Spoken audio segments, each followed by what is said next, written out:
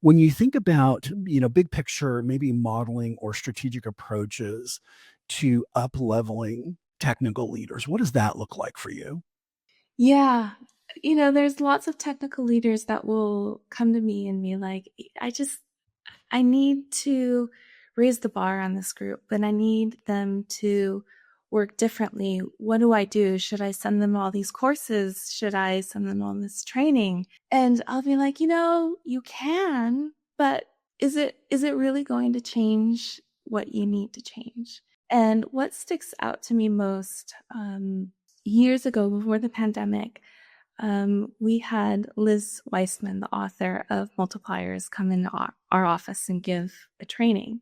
And I was sitting in the first row, and I so very clearly remember this example. She was holding a rubber band, and she had someone come up and hold the other end of the rubber band with her. And she said, have you ever noticed that good leaders, when you ask, their teams, how much effort do you put in, and they're like, it's 110%, 120%. And you're like, no, no, no, no, no, just it's the scale is 1 to 100. What is it? And they're like, no, it's 110%. She's like, have you ever thought about what it is that these leaders are doing to get them to 110, 120%?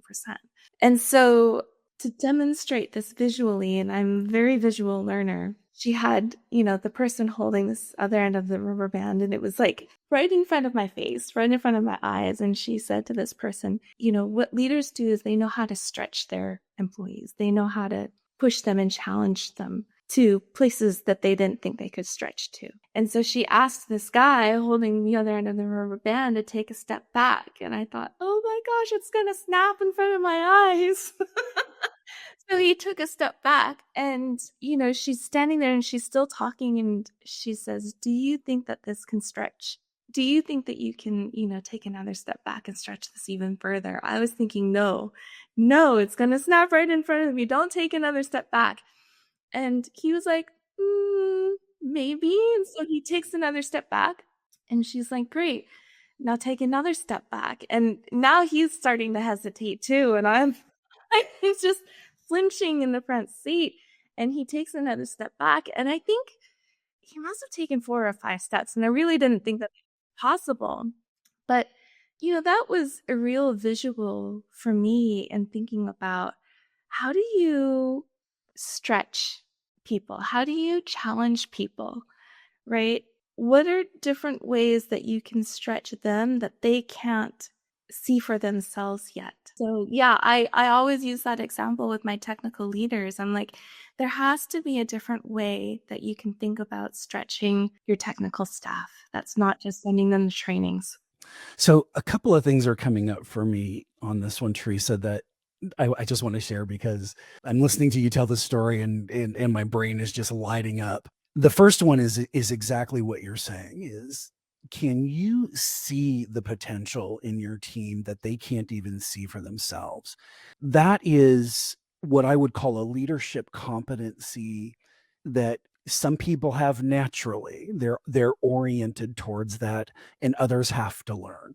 So when I look at a leader, I want to understand, do you have the vision around what your team is actually capable of versus what they think their own limitations are? And here's where that's rooted. I once heard, and I want to say it was Simon Sinek. I don't remember where this came from, but he was talking about working with the Navy SEALs and a mentality that they have in their buds cycles, in something that they try to instill in their SEALs. And these are highly capable teams. And the mentality is this: it's the difference between your perception of what a limitation is and the reality of what the limitation is. And the way that they formulate it is, your mind thinks that you've reached your last rep or your last step or your last whatever. Your mind believes that you've hit your max, but your body actually has 7 more in it. And I love the analogy. It's like you are capable of more than you think you are. And so let's get that mentality out, because what we really want to do is mind shift people into identifying where their perceived limitation is and then having an attitude of, I'm going to push through that. I'm going to find out what my true limitation is. That's where we see significant and massive growth in leadership development and in team development for that matter.